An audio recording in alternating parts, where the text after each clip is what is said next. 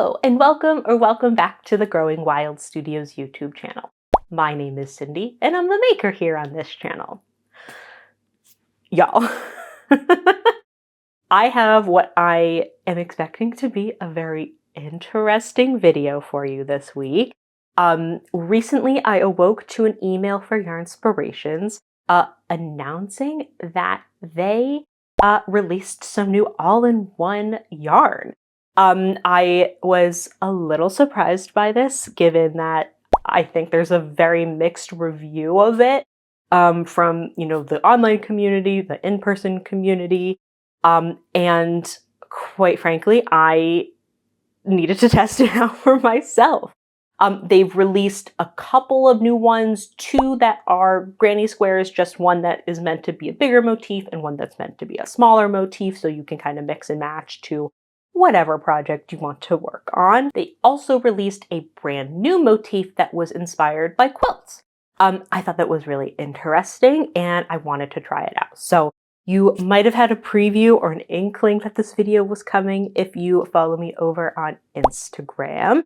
But I really wanted to do something a little bit different than my first video trying out their granny square and their flower power motif. Because quite frankly, I don't expect this process to be much easier than what that was. I expect to be doing a lot of frogging and tension control and saying some cuss words, basically. So for this video, I'm going to do something a little bit different. Instead of just trying it out, I'm going to make an actual item. I decided I'm going to make a blanket. It seems to be kind of baby to toddler size from what I got. And I'm making a pattern from the Yarnspirations website. Without further ado, I want to introduce you to the yarn. This is my brand new box of yarn. I opened it up just so you didn't have to see me struggle with that on camera. But this is my first time opening it up with y'all. So here we go. I got just the one color that I needed to make the blanket, but this is the colorway and it is called Nostalgia. Going along with the quilting kind of motif, they really had a lot of colors that were very vintage inspired. Obviously, nostalgia kind of makes you think of that. Lots of kind of creams and browns and kind of muted greens that you might think of with the 60s and 70s. This one's maybe a little bit more 80s. It honestly reminds me of the roller skating ring carpet. But I was just drawn to these colors the most. This yarn is slightly different. I haven't done a ton of research yet into kind of what it all entails aside from another crappy video saying to look at the belly band. And aside from that, I didn't do too much research. The pattern called for 5 skeins of yarn, which I was a little shocked by because I know that the other motifs have big blanket patterns that require the same amount, and this is a much smaller blanket that I'm going to be making. So that led me to do some research, and I realized that one skein is only 5 motifs, and the other ones they do somewhere around 12 to 14. As far as I'm aware, it is the same, yardage length of yarn. I will double check and put right here what the answer is. But that was so surprising to me. I think once I work it up, I'll be able to see if there's more yarn in a motif than the other ones. But I'm also interested to see if there's a ton of extra yarn between motifs, like we found between the granny square and the flower power. Flower power had a lot more yarn as kind of extra for seaming and such between, the one motif and the next one. So I'm interested to see how this goes. And I'm excited to bring y'all along with me for this journey. I'm sure there will be lots of frustration and cuss words to come. But seriously, I'm excited to have, see how it goes.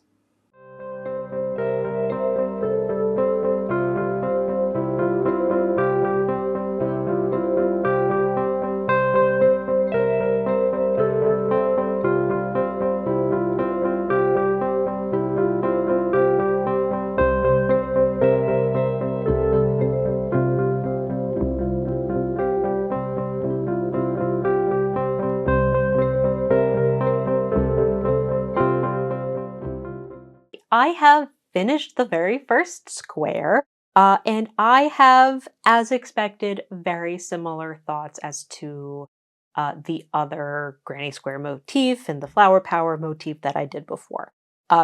This is a project that highly depends on tension, and everyone has a different tension. It's going to be a different experience for everyone. I will say, I think I enjoyed the experience of making this motif a little bit more. And I think part of that has to do simply with just how, just like going back and forth in the rows. I think even though the rows are kind of weird, they're very pixelated. It was, more like a, I don't know, I like going back and forth in rows, so I enjoyed this experience better than going around in the round. Um, some general thoughts on why I don't think this kind of works for this sort of motif. I think you can even see looking at it, like this each row is made up of squares and you're basically building squares to make each row. Um, And you can see them more defined in certain areas, like with this yellow at the beginning and in this kind of turquoisey area. And then in other colors, it's not so defined. So, like in this yellow area, especially on this side and on the pink over here. These were places where my tension was tighter. So I think, like, ultimately, when I put all of these motifs together, you could potentially see, like, if the pink stripe on the one that this is next to didn't have as, tight as tension, you might be able to see a big difference there, which is a little bit concerning to me. I Because I am making a project with this, I am gonna make a blanket. I am gonna block these squares just to, give them a fair shot. It's something I would probably do if I was making this with not this all-in-one yarn. Something I was a little bit shocked by is the massive size of this square. So for reference, I'm holding like my wrist basically in the corner here and just like a regular spread out. This is the size of my hand. It is huge. And it is approximately a 10 by 10-inch square. Um, it's so big, which, now knowing that each skein only makes 5 squares, this makes much more sense. Um, because the other ones make 12 and are much smaller. And in fact, spoiler alert, I did not get rid of the other yarn because I simply hate getting rid of yarn when it's perfectly good. But to give you a size comparison, this is basically the size of my hand. This is roughly a 6-inch square. So that's really the size difference. I think for the rest of the squares, I'm not going to show you the process. I don't imagine they're that much different. I do want to try and take note of knowing, like, okay, I had tighter tension on this pink row, and then the one after was much more loose. I want to see if that, remains true square to square and skein to skein. So that's something I'm interested to find out, but I'm happy to report back at the end of when I put those together. So over the next few days, I'm going to work on making all the squares. It looks like the pattern I am using um, calls for 16 total squares. So I'm going to make the 15 other ones, which saying that number feels like such a daunting task. But I'm going to make those and I will catch up with you at that point to talk about how we're kind of seaming things up and putting a border on this.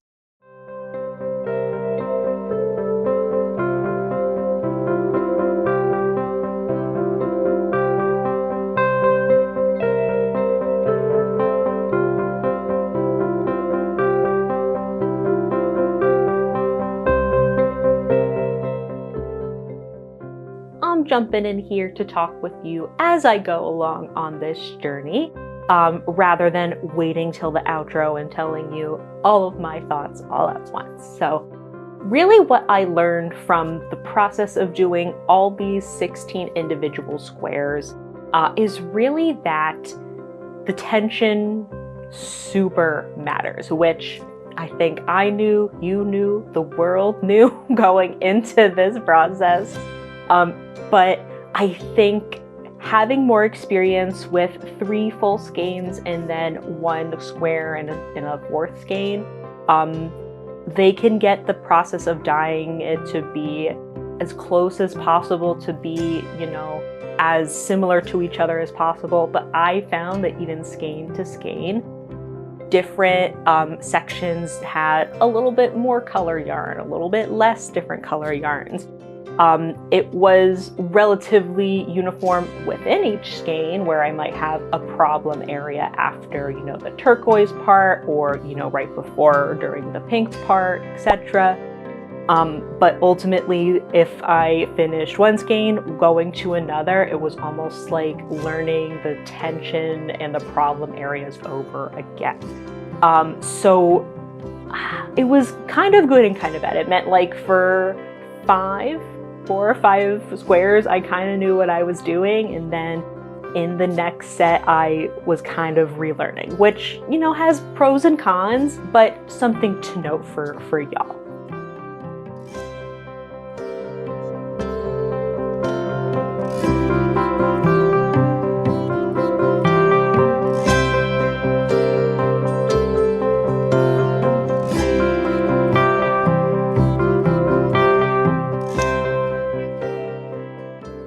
I kept track of how much time it was taking me to do each of the squares, how many frogs I ended up doing. I did not have a single square where there were no frogs, as was expected. But on average, it took me about an hour and a half for each square. Give or take, the first one took a little bit longer to learn the pattern. Once I knew the pattern and didn't need to look at it, things definitely sped up a little bit. And then I usually had somewhere between 3 and 6 frogs, with a few outliers where I had close to 10, and that was not the happiest moment of my life for a couple of those that really, again, just seemed to be outliers. They did happen to be in the same skein.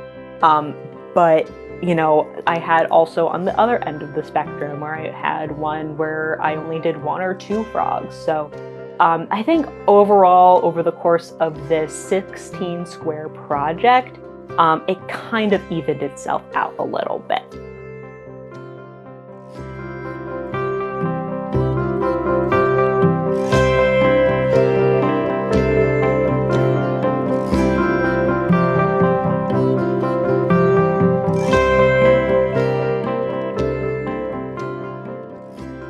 The Yarnspiration Patterns really has a continuous join as you go method for the squares, but because a main reason of me doing this project was really just to see how long it took, see the process of completing the motifs in full, and part of the continuous method was not completing in full, or kind of joining in different ways that maybe were antithetical to what I was trying to do. I decided to simply complete the squares, weave in the beginning short end, and then use the tails to seam them together. I used a mattress stitch to seam everything together. So I will say my project has a little bit of bumps on the back at the seams from that mattress stitch, whereas the original pattern it would not have. That was a choice that I made because of what I wanted from this project.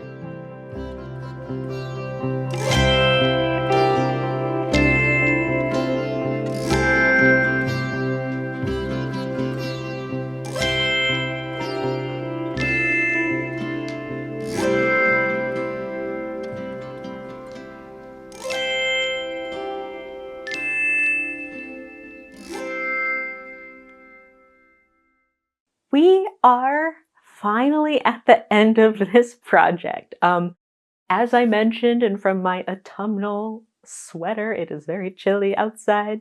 You might see that it's taken me almost a whole season to complete this pattern. So I am happy that I have completed it. I am very happy with it for the most part. And I will do you the service of inserting footage of the full blanket up here. But like I said, I'm very happy with it. I have to say I was a little bit surprised by this. I think going through this process, I have gained a little bit more respect for the all-in-one motifs. I think having worked with them and used them to make a finished object, I can see the vision in total. Knowing and working with the yarn, getting to know it, knowing what works and what doesn't, knowing, what I'm getting into. Like I said prior, it takes me an hour and a half. I can expect about 5 frogs-ish.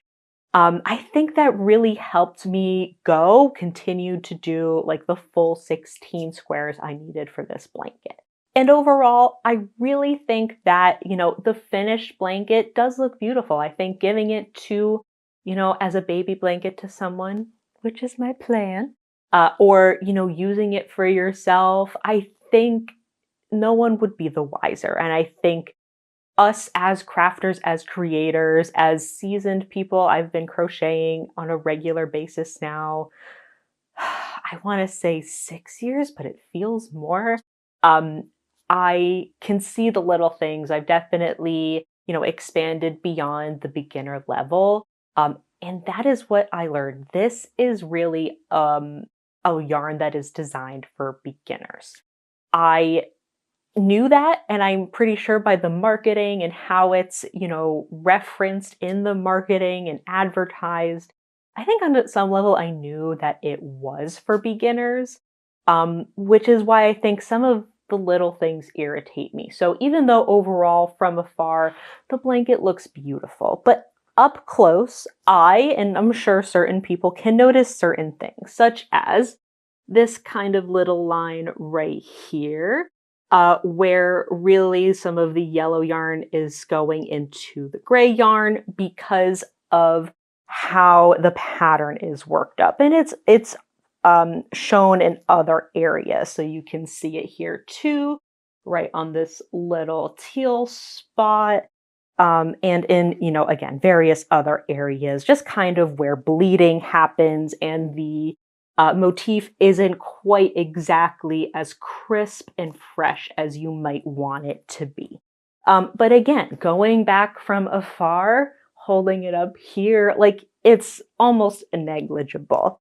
This would be an incredible, project for a beginner looking to stretch their muscles and gain some more confidence in themselves. So they might see those little mistakes that are a design of the pattern, or a result of how the pattern is designed, and still look at the finished project and be like, holy poop, I made that and that looks great. And that is what I now see as the purpose of this yarn. It is not for intermediate, advanced, seasoned crocheters like me. It is much more for people looking to gain confidence and start making medium, larger projects, such as a baby blanket. So even though I have decided that I probably will not be purchasing, the all-in-one motifs again, I have gained a respect for them and see kind of their purpose in, the world that we live in with crochet.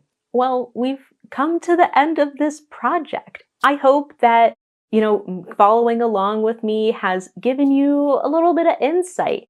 If you decide to pick up one of these motifs, I know that even since I've begun this project, they've released, a few more options, some sizes, some different motifs. If you decide to pick up one of those, I hope that you have a little bit of a better idea of what to expect. Thank you again, as always, for coming along on this journey with me, and I will see you in the next one. Bye!